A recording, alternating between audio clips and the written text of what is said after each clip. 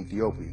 They never occupied and dominated and conquered Ethiopia totally, and that's because King Menelik understood he needed more than just spirituality, because a lot of the Africans in other parts of Africa, they depended on their spiritual system. But when you're dealing with a group of people like the white supremacists who were not spiritual at all, you're going to lose.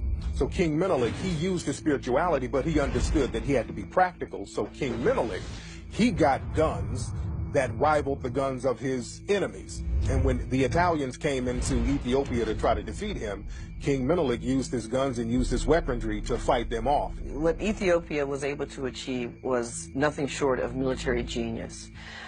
They struggled certainly with Italy for maintaining their independence. But I think what they were able to do was to use the land to their advantage. They were able to strategize, and they really outthought the enemy. And they were underestimated, let's face it. I think they were their military power was underestimated. And so when you had all of this in the psyche of a people, this notion of empire and kingdoms and defending ourselves against the Greek army, the Roman army, the Turkish army, the Persian armies, what's some little rinky-dink Italians? We can handle this, and they handled it.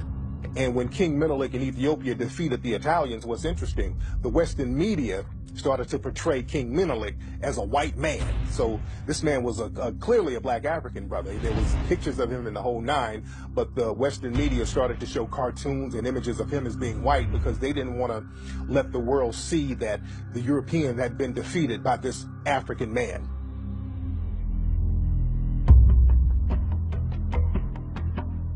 Traditional African religions, particularly the one from ancient Egypt and Sudan, venerated this idea called Ma'at. And Ma'at, roughly speaking, you could translate it as truth, as justice, as righteousness, as reciprocity. The problem is when you're being attacked by people who don't believe any of that, and you are trying to do the Ma'atic thing, they will beat you, unfortunately. And this is one of those harsh lessons that the black community is still to learn. The assumption that another group's view of humanity is the same as ours. The assumption that another group's understanding of divinity is the same as ours. The African moved from the premise that everybody was a brother, and thus should be treated and accorded that kind of brothership and brotherhood. The European moved from a position that what is mine, and what is yours is mine if I can take it. You had a war culture coming in contact with an agrarian culture. The war culture is always going to win because the war culture doesn't put any value on human life. And that means it has no barometer to how much death and destruction it will carry out. People talk about the greatness of Africa, and we see some of the great empires that we had over in Africa.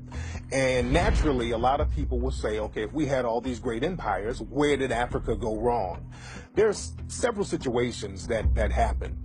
One thing that happened with Africa, you had Mansa Musa. Now, Mansa Musa, according to most historians, a West African black man who was a king in the area that we know as Mali and Timbuktu, the wealthiest man to ever live.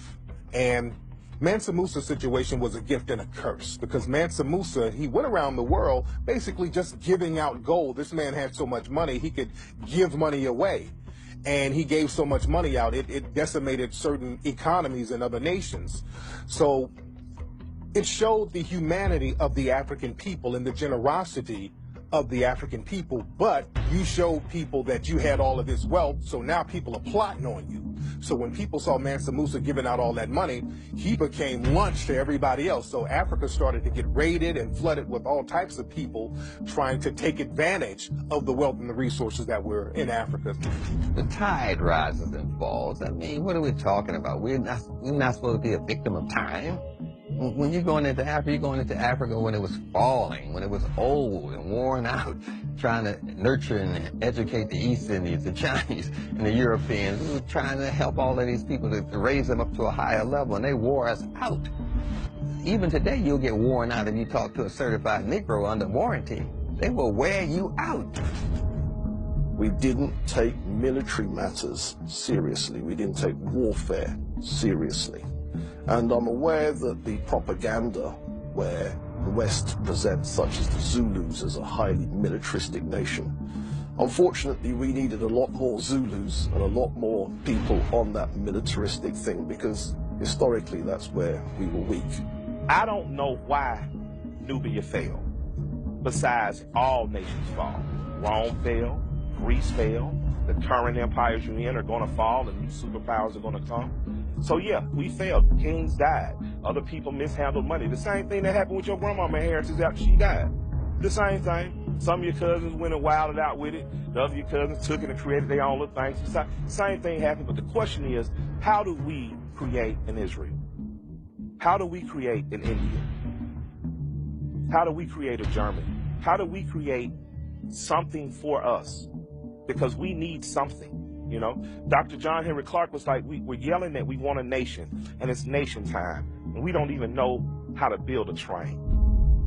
The Japanese bought one train, reverse engineered that train, now they're selling trains. Any nation fails is you don't want it to fall again. So ultimately, if I wanted to find out why any black nation failed, I would go to the most recent one, because the most recent one works by our recent standards of governing and governance, and that would be Haiti.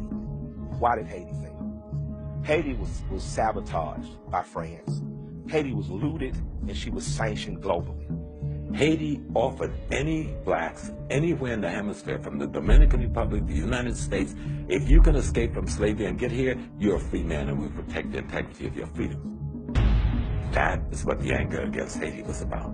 Haiti was the first free republic that offered freedom to any enslaved people, black or white, from anywhere. If you make it to these lands, our army will protect your integrity. For 444 years of the European enslavement of African people, you had the best and the brightest of African people steadily taken out. And then after that genocide, after that Holocaust, Europeans decided that they were going to go in now after the Berlin Conference and control the land for another 88 years. So Africa has only been free for less than 50 years, but it's still suffering from the ravages of 444 years of slavery, 88 years of colonization. You don't recover from that automatically unless there are plans in place to aid your recovery.